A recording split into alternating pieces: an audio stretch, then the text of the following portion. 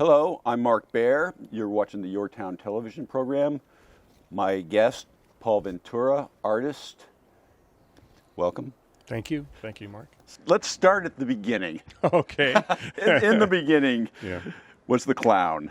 Yes. So your mom, there was a room with paint in it, and your mom told you can't go in that room. Right. Whatever you do, she was going to go shopping. My dad was working in the den, and she was going to go shopping, and she used reverse psychology, obviously. And she said, whatever you do, don't go into my room. She closed the door. Of course, it was unlocked.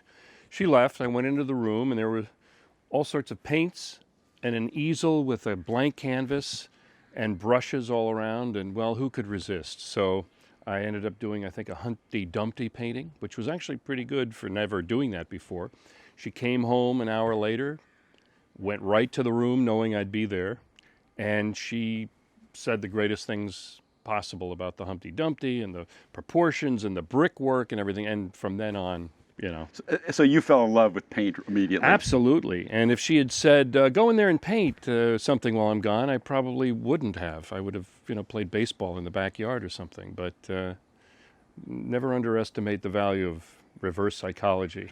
So I've seen some of your early paintings when you were 12, 13. Yeah. You had a lot of facility at a very young age.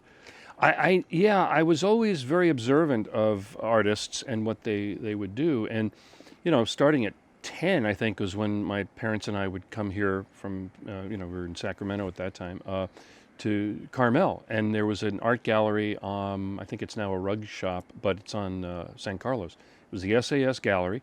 And Leslie Emery was a local painter, and he did very detailed works of faces and kids, and, and I would... First thing I would do is just go right to that window and see whatever he had done that day. And I studied every wrinkle, every shadow, every highlight.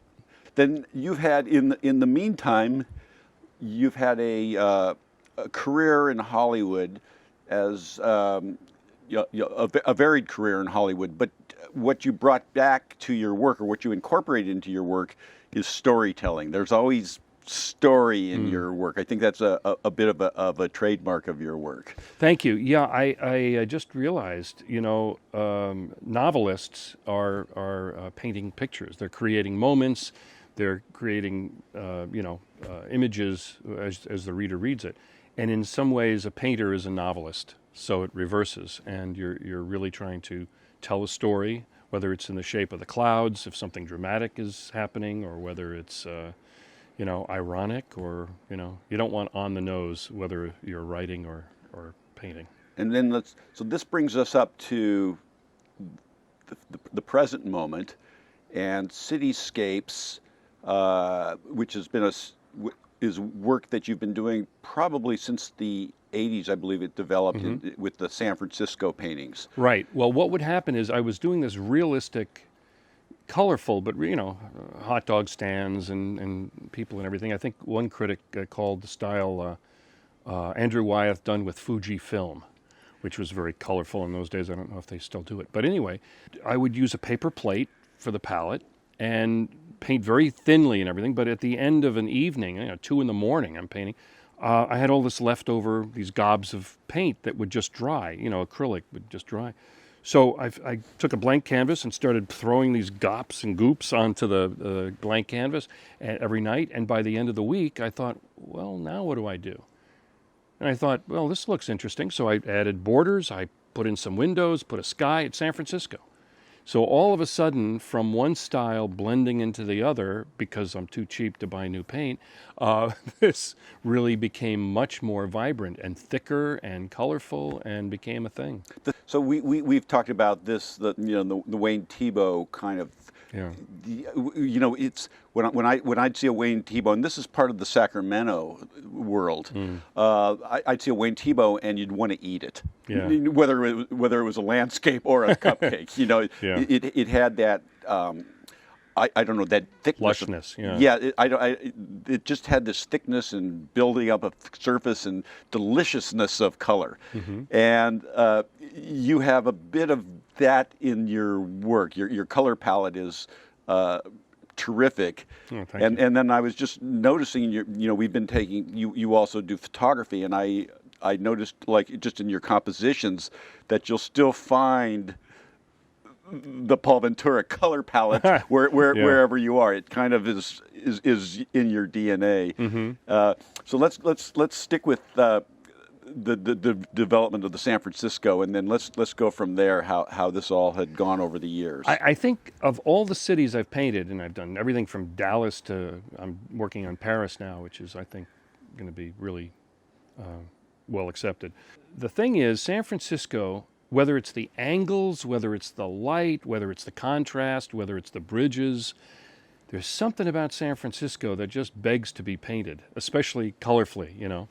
And when I was a kid, I would do felt pen drawings of San Francisco, and I would purposely look for black and white photos so I could create the colors. And I think that's a muscle that, you know, really kind of developed from going to the most saturated, no color at all, to what would I do? You know, it's like in acting, the magic if. What if I were painting, you know, the Trans-American building? Does it have to be that color? Why not green? Why not? Or the New York piece, the Statue of Liberty, I'm sorry, well, the Statue of Liberty's in it, but the Empire State Building. Why not make it a light brown, or the building next to it, chartreuse, or whatever? And it just kind of complements the structure that the architecture, you know, designed. It's singularly your vision. It's singularly your world. When I see your pieces, I see a Paul Ventura. Oh, that's very nice. You know, anyway. And then one of the things we've talked about that always interests me is the amount of how you play with complexity. In other words, I'll look at the windows, and there'll be enough that there's something painted in every window. Yeah. But not you leave enough for the audience to live with it. But if you didn't do this extra little detail, the viewer probably wouldn't notice in a gallery. But I think living with it over time, the lack of complexity, it would become boring. But you don't tell too much, so that they have to still fill themselves into the story. You and want again, to keep the an story, air of mystery. The storytelling comes back to it. Yeah, and you know, just like every window tells a story. You know, if you look at a city, and what's interesting is I don't have that many people in the city. Paris will have some people walking the streets and everything, but for the most part, you see cars, you see the windows. Where are all the people? And some of that's coming out of the shelter-in-place motif. Yeah. But people want to come back to the city. People want to go from black and white to color. They did it from, you know, after, the assassination of President Kennedy. Everything was in black and white. The Beatles kind of opened up the whole color palette, both in terms of social and artistic. Psychological. And psychological. It's a psychological more than anything else. Yeah, and I think we're at that, you know, it was really a dark time going into, you know, the pandemic and everything, and I think people are going back to 100 years. We're going into the roaring 20s again, you know? So let's time, with color and form, how has it changed over time? What's because again, it seems to be going in a new direction again. Yeah, it seems to be going to a little more simplicity again. As I'm able to, because when I was painting, you know, 10 or 11 or whatever, you know, I didn't want to show any brush strokes. Now it's taken me a long time to realize brush strokes are kind of where it's at. Not that I have many brush strokes. I don't use palette much, but I sometimes just paint right out of the tube. And then, you know, with real detail, kind of, you know, shadowing and everything. But for the most part, I think the thicker the painting gets, the more, again, like a writer, where all of a sudden the characters start evolving and the writer thinks it's going this direction, the characters bend you back into the proper direction. The same thing with texture, because I may think that it needs to be this, but if it's thick or whatever, I can't do that, because it's going to be sloppy with things popping out. So, you know, you go around it, you do different kind of shapes, and it keeps growing. There are paintings that I've done, well, there's one right now. Somebody didn't like the orange sky of LA that I did. It was all orange for the sky. And he had a point. So now I've painted it blue and seen what would be, I put a moon in there kind of before, you know, twilight. I'm thinking, what can I add now? I'm changing all the buildings. I'm making them even thicker, more colorful, more windows, more stories, more cars. And it's amazing how it just keeps, no painting is really finished, Right. you know? So there's two things going on in your work. There's the story, there's the part for the audience, and then there's the underneath of just how form and shape and color, which you very much could do abstraction, and that is in the you have two levels going on. The form, the shape is still there, and then you build the story on top of it, but. How is the form and shape changing over time? Not only over time, within the paintings. I mean, I had a 72-inch painting of Dallas, and I was all excited. It was all finished, I thought. I put the gloss on it. I woke up the next morning, and everything was cloudy. And the gallery wanted it like later that day. So I repainted the whole painting, and then I put the gloss over again, and some of it was a little cloudy, so I restructured it. So it keeps evolving, even within the same painting. Finally, they have it, and everything's good. But I don't think too much in terms of how am I going to change this or where am I going to go. The key to what I'm doing is it gives me a wonderful excuse to listen to music for 12 hours a day. Yeah. And sometimes I want to do a painting one day, a series of 3 paintings, same subject, one listening to like the Rolling Stones, another one Carl Nielsen's Fifth Symphony, another one a soundtrack, maybe Chinatown or something, and see how the music alters the visuals on the same subject. It's interesting because the first thing you asked me when I was painting is, what am I listening to? Yeah. And I'm getting ready to do new work, and I'm going to take everything out that I've been listening to and start a whole new soundtrack, which is kind of, sometimes you need a whole new soundtrack sometimes. Yeah. It's so interesting how this stuff intermixes. I guess what's important is where can they find your work here? Well, some minor details. I'm very fortunate. I'm at the New Masters Gallery, and which is on Dolores in Carmel, and I showed pictures to people of the paintings. I went, oh, this is good, okay. And then I thought, well, it's not, the pictures don't represent you can't see the texture, you can't see all that. So I brought in a couple of paintings and out of my car to bring into New Masters to see if Bill Hill, the owner, would like them. So I bring out 2 paintings out of the car, and people start following me, and they're looking, and wait, I want to see this. Tourists, local, whatever, and one by one they said, they looked, I've never seen anything like this. And I thought, oh, thank you, I guess. I mean, you could look at something terrible and say, I've never seen anything like this. But then I get to the gallery. Bill is there. Melissa, his daughter, was in from New York. Janet, was there, who was also part of the gallery. And they all lean in, and I'm trying to sell it. I mean, well, this, and they're looking. And Bill says, I've never seen anything like it. At the same time, Janet and Melissa say the same thing.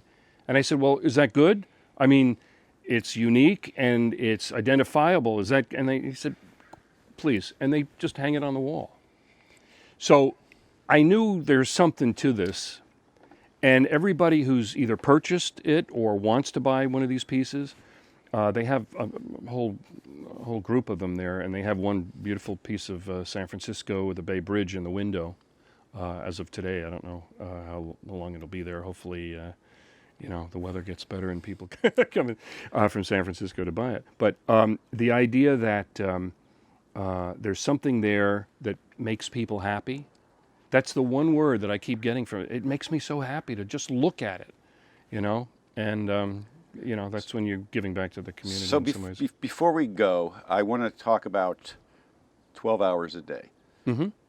We've talked about this integrity. Some art has integrity. There's a ton of different art. There's a million different styles, but a piece of art has integrity or it doesn't have integrity. And there really isn't a shortcut. There's the work or there's not the work. And there's if you don't do the work, you don't have the work. Mm-hmm. And I don't know that people really understand what it takes to do? It's amazing because I don't think about it while I'm doing it. But there are 3 different styles that I incorporate. Both the tubes and then the detail work and then the color and then reshaping and making sure all the lines or whatever. But also just that I look at it, I'm painting, I have 3 or 4 paintings in my living room, which is where I work. I feel bad for the rug, but anyway, and I look at these and I study. And for instance, the one with the orange sky, I was working on Singapore, a big painting of Singapore I was doing, and I kept looking over at the LA piece and I go, how am I going to change that orange sky? What am I going to do? And when I'm painting that, I then look at Singapore and I go, I have a great idea.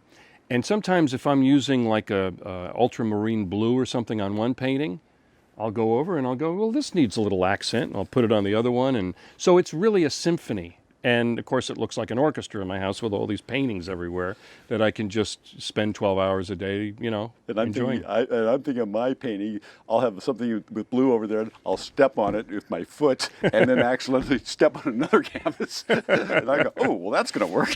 It's known as stomp art. So, it's a new movement. Yeah, it's what happens without facility. But but anyway, the work is beautiful. Oh, thank you. The work is beautiful online on Instagram at Paul Ventura Artist, but you don't get the sense unless you see the work. Right, and I'm going to start taking videos and getting angles so that you get some sense of it in 3D. But when it's flat, makes you happy. But when you see the whole thing, you feel something, I think. That's what I'm told. And the other thing about art, and a group of us have all been having this discussion, is you really need to be in love. You need to be in love with it. And to wake up in the morning and do it.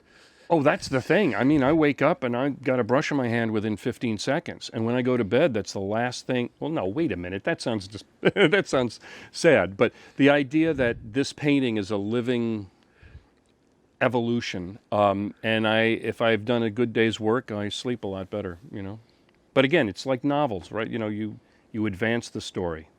Yeah. And do you feel like you're, the struggle again is at this point in life is to get that much better, and it's so hard to get that much better, isn't it? Well, but here's the thing, because every day is a redo. Yeah. Literally, I can pick something up or learn or whatever and put, I'm thinking, how do I make it even more interesting with the texture? Yeah. I don't know if I'm going to start using flowers, but, you can paint on anything. Yeah, because, life is very swift and art is long. I hope it lasts for, so, all art. So, you want to see what's next. Yeah. And it's pieces of time. You are creating, just like Jimmy Stewart said about movies, you're creating pieces of time. With that, let's leave it because we're not going to get better than that. I'm Mark Baer. You're watching the YourTown television show. Paul Ventura Artist. We're out of here. Cool. Good.